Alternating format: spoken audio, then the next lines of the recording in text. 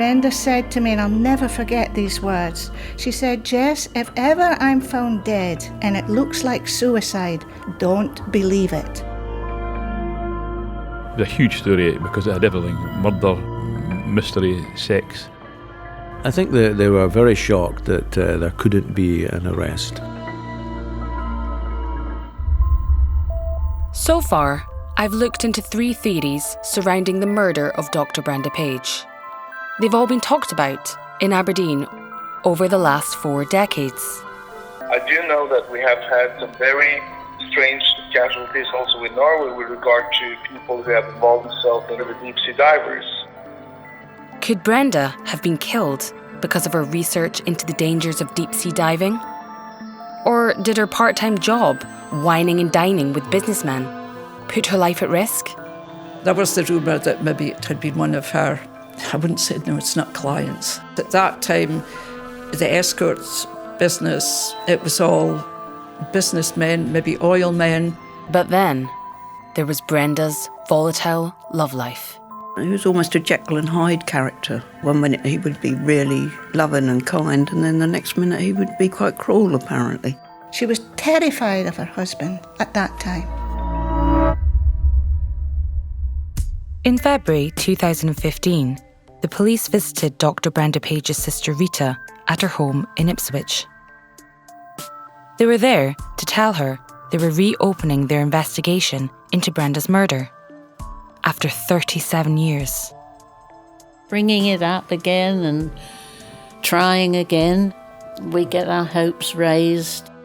By applying new forensic techniques to material gathered at the crime scene, they were hoping to find new evidence. I always thought, well, they found something. They found DNA evidence. That's exactly what they want to have found. The Lord Advocate in Scotland, Frank Mulholland, who gave the go-ahead for the case to be reopened, said at the time, "You can never look into the future, but I think it is important that you don't give families false hope. So we wouldn't be doing this unless we had a hope of reasonable possibilities of success here." It must be so frustrating for the family. I feel really, really sorry for them. You get on with it, don't you? There's nothing you can do about it yourself. They're doing all they can up there and you just cope. This is Murder in the Granite City, and I'm journalist Ruth Warrander.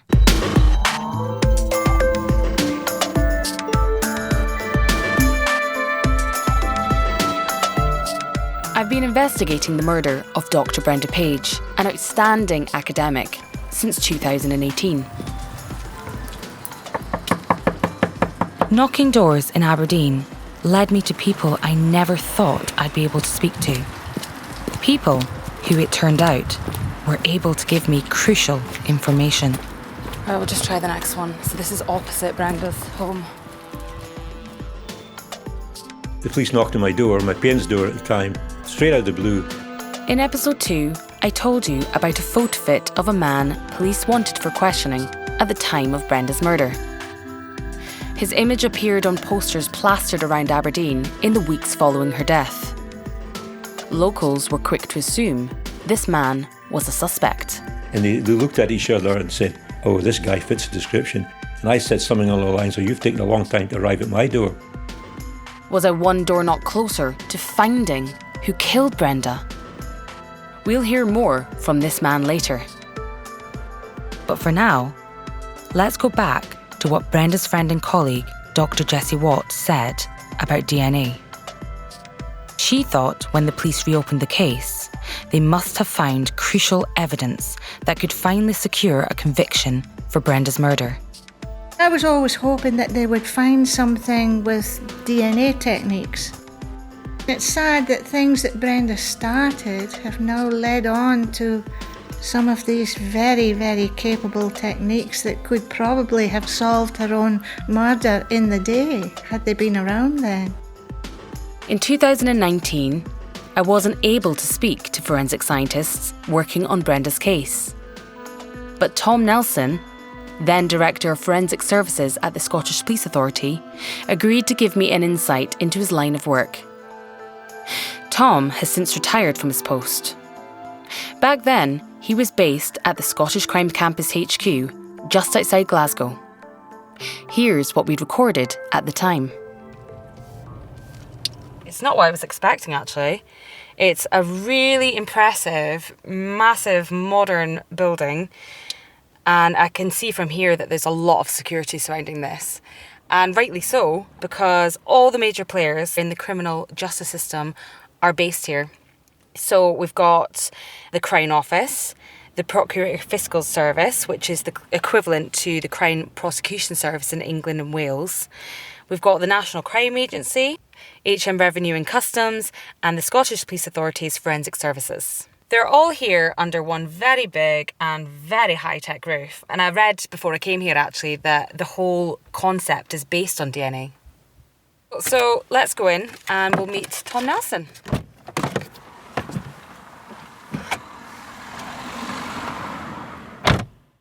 I couldn't record in the building until I reached Tom's office. I asked him if he has a say in which cases are reopened. The Crown Office, Procurator Fiscal Service, Police Scotland and ourselves will sit down and review these cases on a regular basis. We'll go back and we'll look at cases where obviously the case hasn't moved forward because there's been little or no evidence, and we will look at the type of material that has been recovered. We'll look at the condition of that material, and then from that we can then begin to understand, is there any potential that forensic evidence has moved on so much that we can actually reopen those productions and carry out an examination. So, to talk about the murder scene of our specific case, Dr Brenda Page, I know you can't comment on that today specifically, but going back to 1978 and to the murder scene, what would the forensics back then be looking at in our flat? What would be of interest? The scientists would begin in, obviously in terms of the entry, been very careful as they went into that scene, so they were following a common approach path. So they weren't maybe disturbing or contaminating any other parts of the scene. They'd be looking for maybe a blood pattern spatter on a wall if someone has been attacked. They'd be looking then for the blood and recovering that blood to see if it maybe was from a perpetrator. They'd be looking for a weapon. So if the person was murdered, say for instance, how were they murdered? What was used to murder them? Was it a knife? Was it a hammer? Newspaper reports from the time say Brenda was killed with a blunt instrument. As far as I know, it's never been found. Obviously what they're trying to identify there, is there any potential material from a suspect who may be in that room and who may have taken part in that murder. We'll look for blood, we'll look for hairs, we'll look for semen, we'll look for any other type of material that potentially could maybe identify someone from their DNA. We'll also look for fingerprints. So is there any fingerprints in that house, in that room, wherever that crime's been committed, that may help us identify who has been in that room? They may have been in the room innocently, but obviously we will want to try and identify who else could have been in that room at that time. And then obviously the police would then begin their investigation to either eliminate that individual or obviously maybe move forward to question that individual about why they were actually there. So the same subject matter would be taken, like the hair, the blood, everything. That hasn't changed. It's just what you do with it that's changed. We are now even more aware of what we can tell from not only material you can see, but also material you can't see. So again, because of the advances of technology, that's where in cold cases we're now able to look at material that maybe many years ago we wouldn't have looked at because we wouldn't have known that DNA was coming along. So obviously years ago, as I said earlier, you'd be looking for a large blood stain. Now we know we can get DNA from material we can't even see. So DNA profiling has been a major development in forensic science. I asked Tom to explain what DNA is. DNA stands for deoxyribonucleic acid, and it provides all the genetic information about you as an individual. So obviously whenever we carry out an investigation and you'd actually recover a DNA stain, a profile, which would be a crime scene stain, but we may not have a person matched to that. So that person may not be in the DNA database, that person may not be a suspect, and therefore we will have sitting on our database a number of crime scene stains who we don't have an identifier for. Obviously, If that individual at some later stage carries out another crime, which is obviously recordable and we can legitimately take a DNA sample from that individual, you may get a hit on the DNA database. So unless a person has committed a crime, their DNA will not be on the DNA database. Nowadays, the police have a right to take a DNA sample from you if you were arrested and it's stored permanently. In 1978, that didn't happen. So we can assume the forensic scientists working on Brenda's case have extracted DNA from evidence gathered at the crime scene. But do they have a match for it? I asked Tom if any cold cases had been solved by matching DNA. We had a recent case there where a young lady was murdered over 20 years ago now, and we actually got a DNA hit from someone who was arrested to a crime scene sample that we took at that time, and obviously the DNA matched, and that has now gone through the court process. So this does happen where we may get a hit on the database from someone who's been arrested for another crime. And that's exactly how Angus Sinclair was convicted for the murders of Christine Eady and Helen Scott, 37 years after he committed the crime. The two 17-year-olds were last seen leaving the World's End pub in Edinburgh in October 1977. New forensic techniques were applied to evidence collected at the crime scene, and Sinclair was convicted in 2014.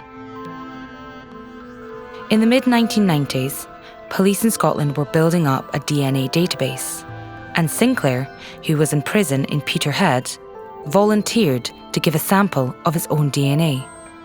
It matched DNA found at the crime scene.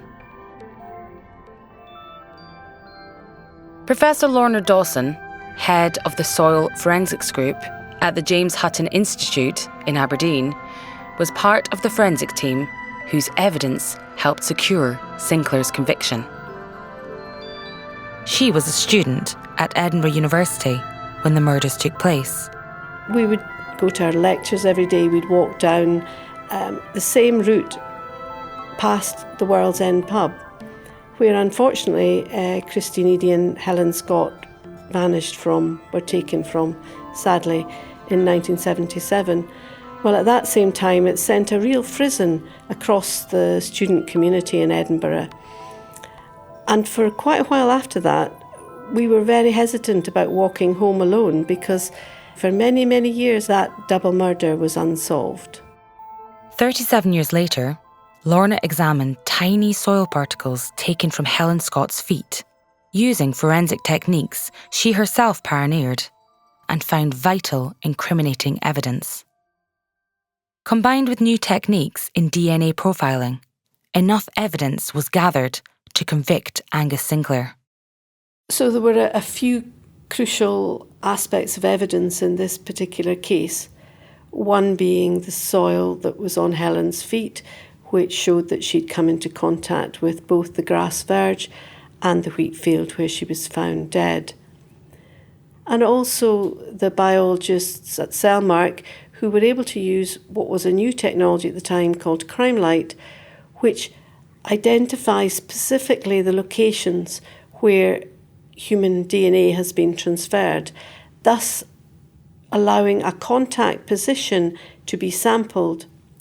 Now, these particular ligatures were used, unfortunately, to strangle both the victims.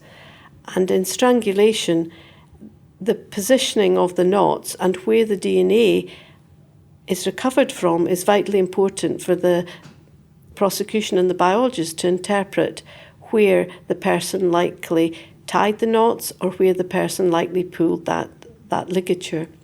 So this was quite groundbreaking in this development, so they could interpret the fact that Angus Sinclair had been the one that had tied these ligatures.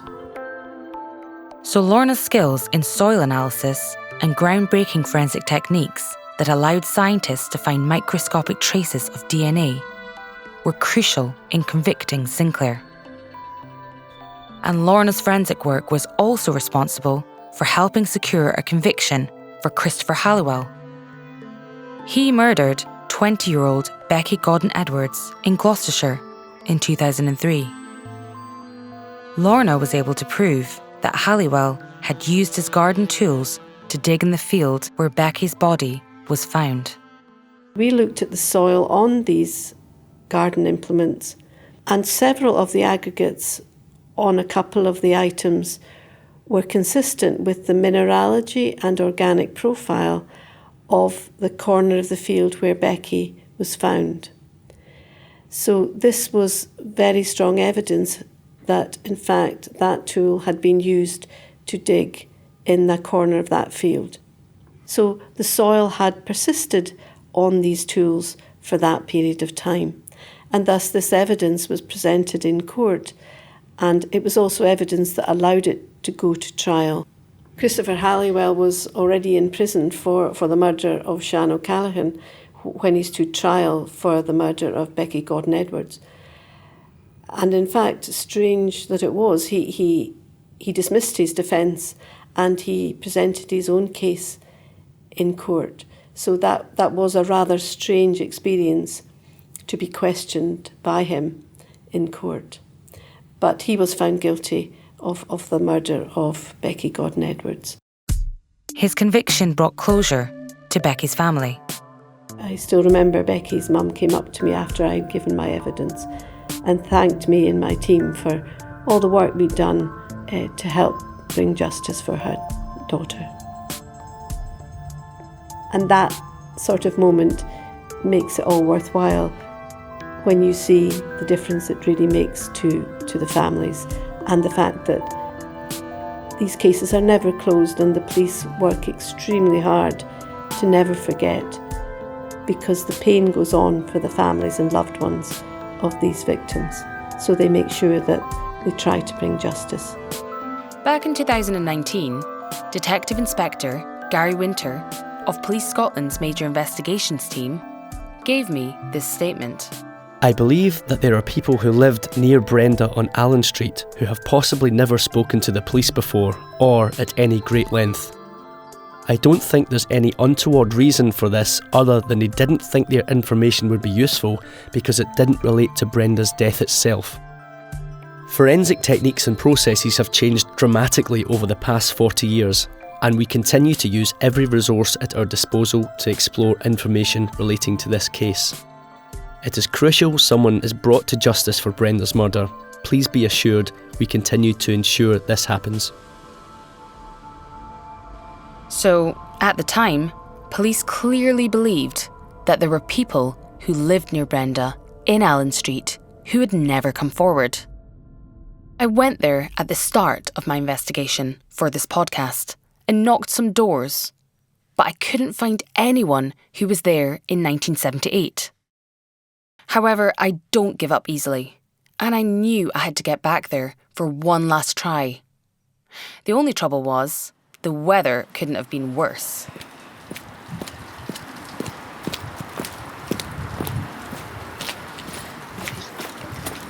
Right, we'll just try the next one. So this is opposite Brenda's home.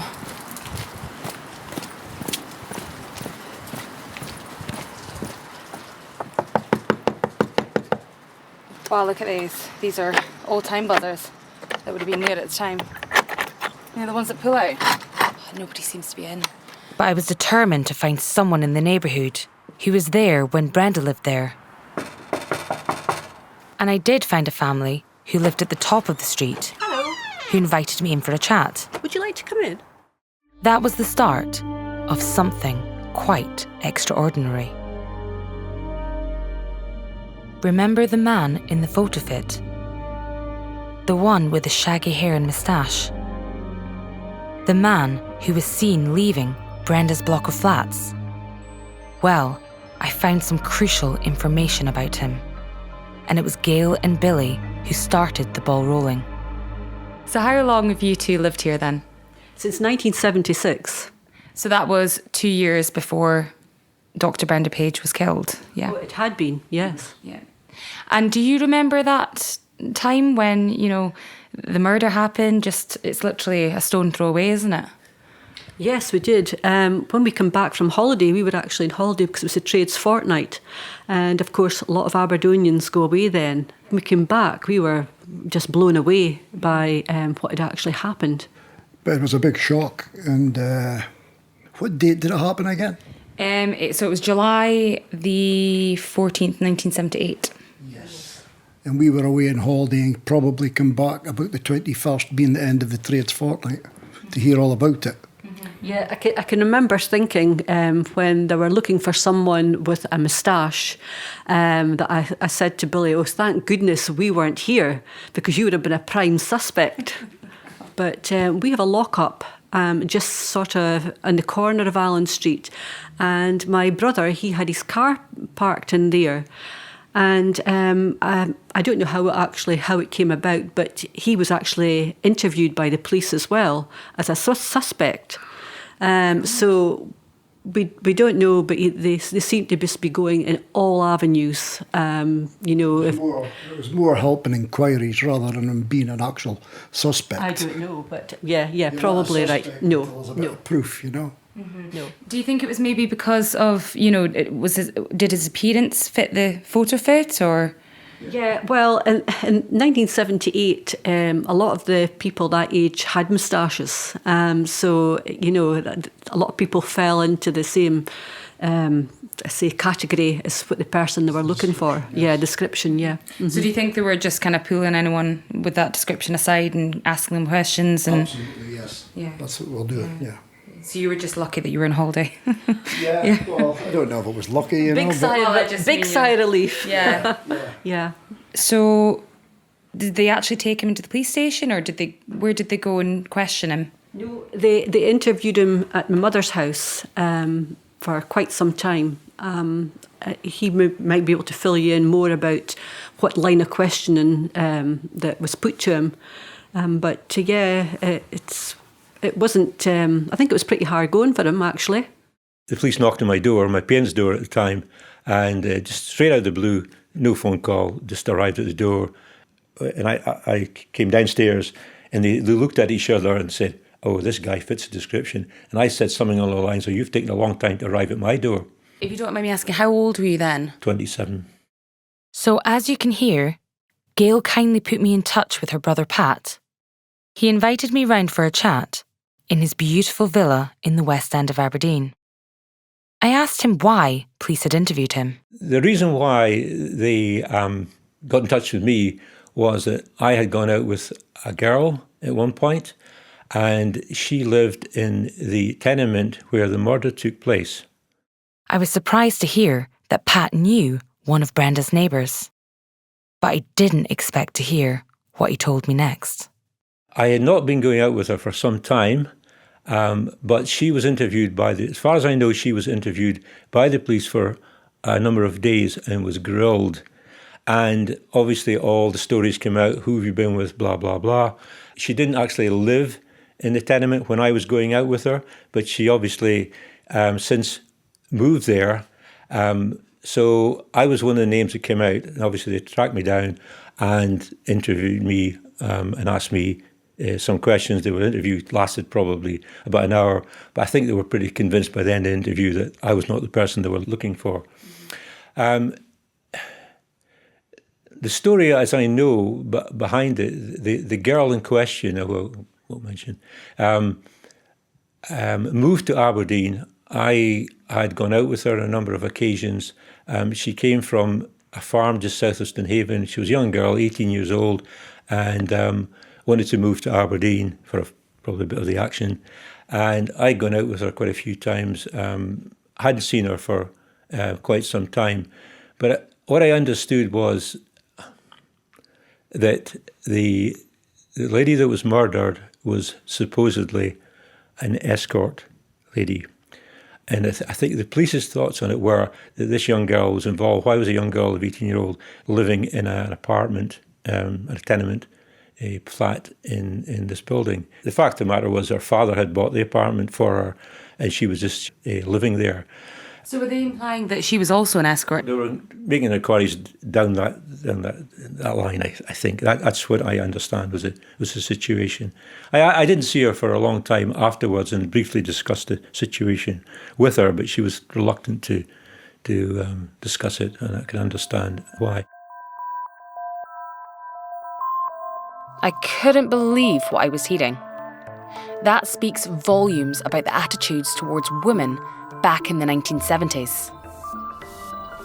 According to Pat, police involved in the original murder investigation seemed to believe that because an 18-year-old woman was living on her own, she may have been working as an escort, with some connection to Brenda.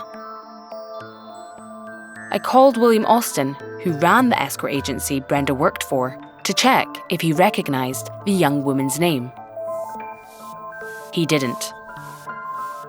That wasn't the only surprise Pat had for me that afternoon. Her boyfriend, at that particular time, who was also a friend of mine, was on holiday in Spain and was returning from Spain, and he and his friend were detained at the airport and taken into custody and grilled by the police for a period of time. He had no information either. Did they also have the same description? Yes, the description was dark hair and moustache. I understand there was someone seen in the vicinity or leaving the building early in the morning, either by a milkman and or a taxi driver, and that was a description. Now, I think the police had to eliminate this person from their inquiries, because obviously if someone was charged, their defence, as far as I can see, their defence would have been that this person could have been the perpetrator.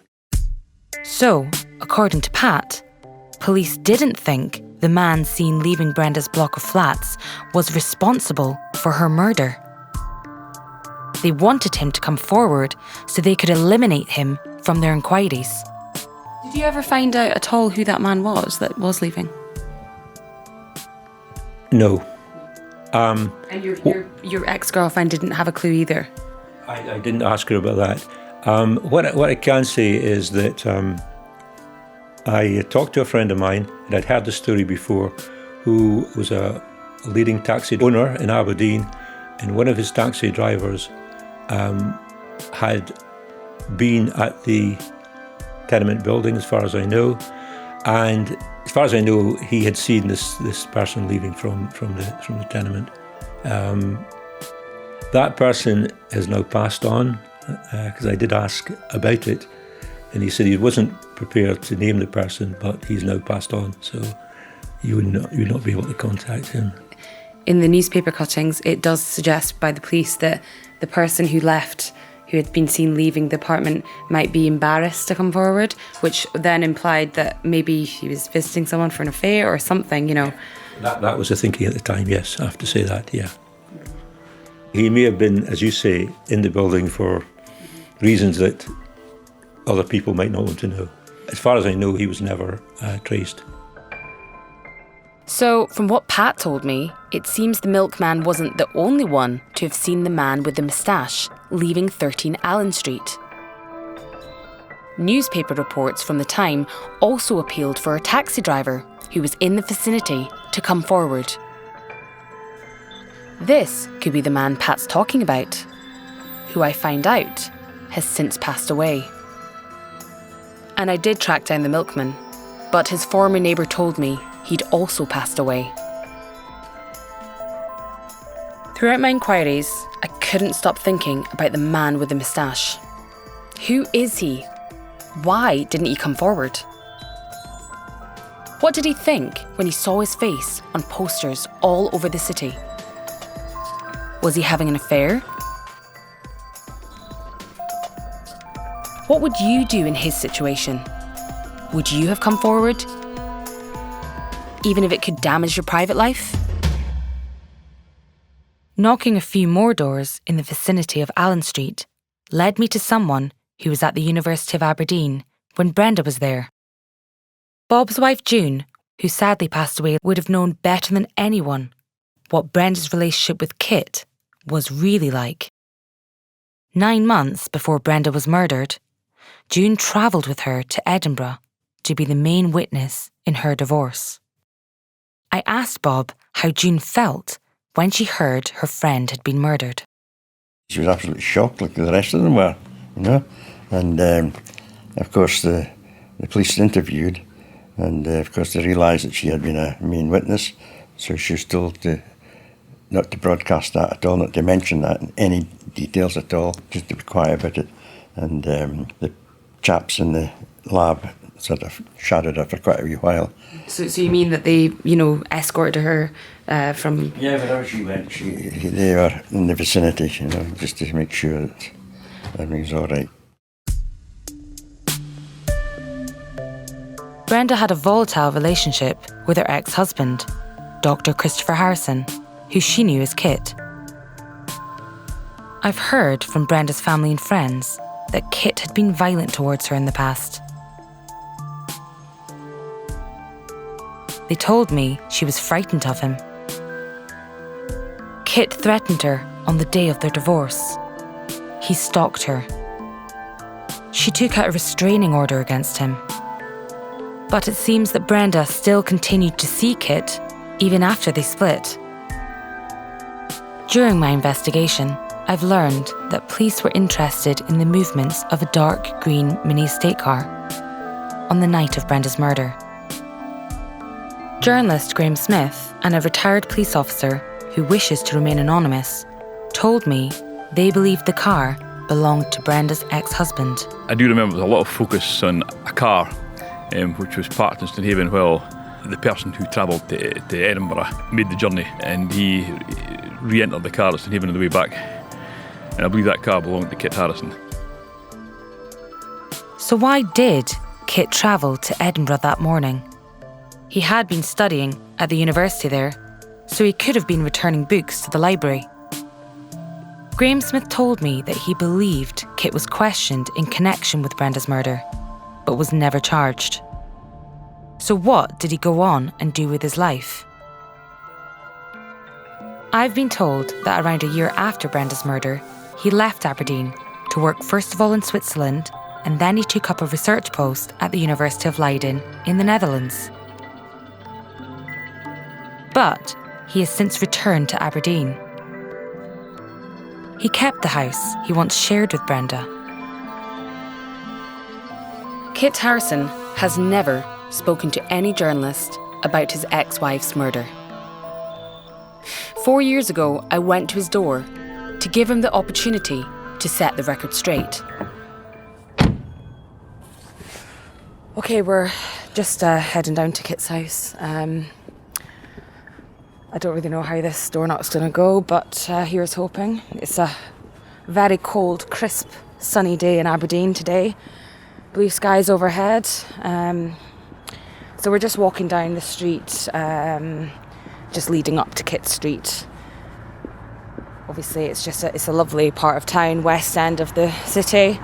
We've got lovely granite terrace houses, terrace villas, should I say. They're very nice, beautiful buildings. Today, sparkling in the sunlight instead of their usual dull grey. Obviously, throughout my years as a journalist, I've knocked many doors. It's part of the job that I actually love doing. I love knocking on a door and, finding out what the story is behind that door. Usually the real story. Usually you turn up and you can't even imagine or predict what is going to be said, what you're going to leave with.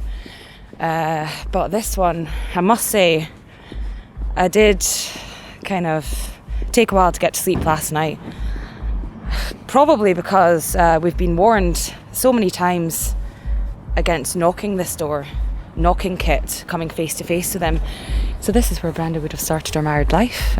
She would have probably walked these streets and gone up to the local shop, and probably things might have been quite happy for her at some point in this address. But yeah, all the blinds are shut. I think he kind of keeps them shut all the time, doesn't he? Set well back. mean, surely if he's in, he answers his door. He can't be that much of a recluse. Maybe he's just not in. So he didn't answer. I had contacted him initially by letter to let him know I was making this podcast, to give him the chance to take part. But he didn't reply. It seems that he didn't want to talk about the murder of his former wife. But someone who knew Brenda and Kit, who didn't want to be identified, told me this. Brenda told me he was involved with an American woman he'd met when he was studying at Harvard, before he met Brenda, and he'd had a child with her. I think he'd done a second PhD and he was graduating from Edinburgh. Brenda and him had kind of got back together and had reconciled to some degree. This was after she divorced him and not long before she died. They'd become friendly and she was going down to the graduation, but then it turned out this other woman he'd had a relationship with was going too, with their son. There seemed to be a dispute between them because it seemed that they were getting back together again.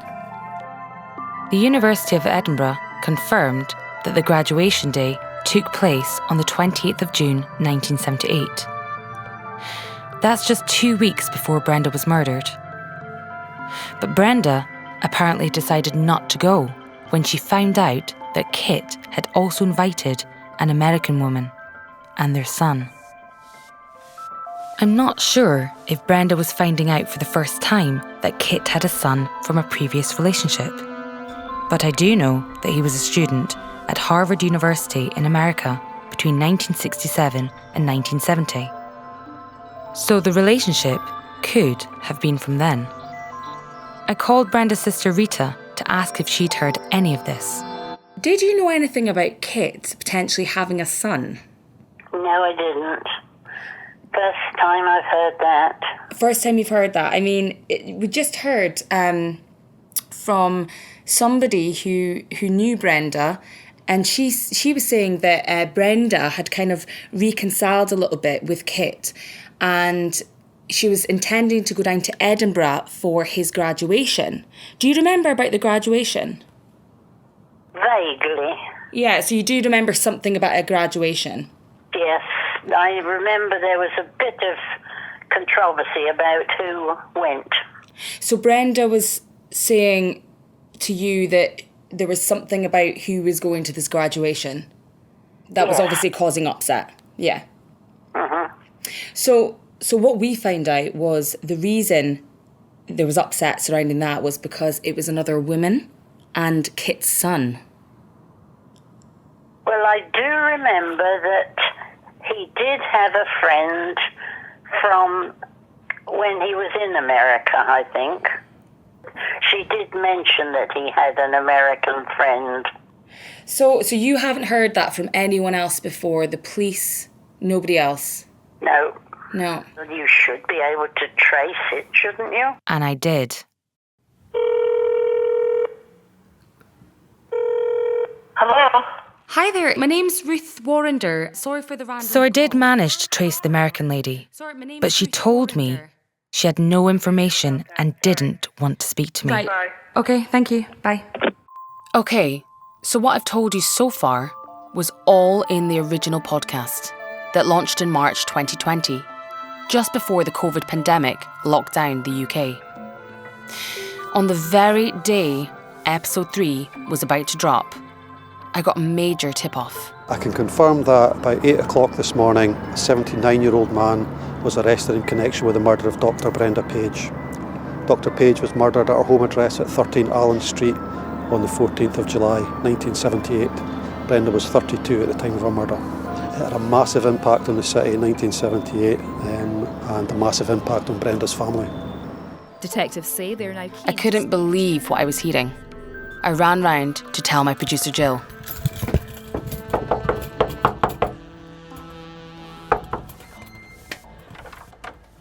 He's been arrested! He's been arrested! What?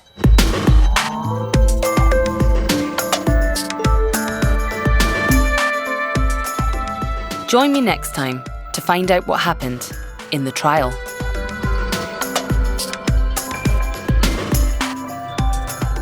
Please help us spread the word on Brenda's story by rating, sharing, and talking about this podcast.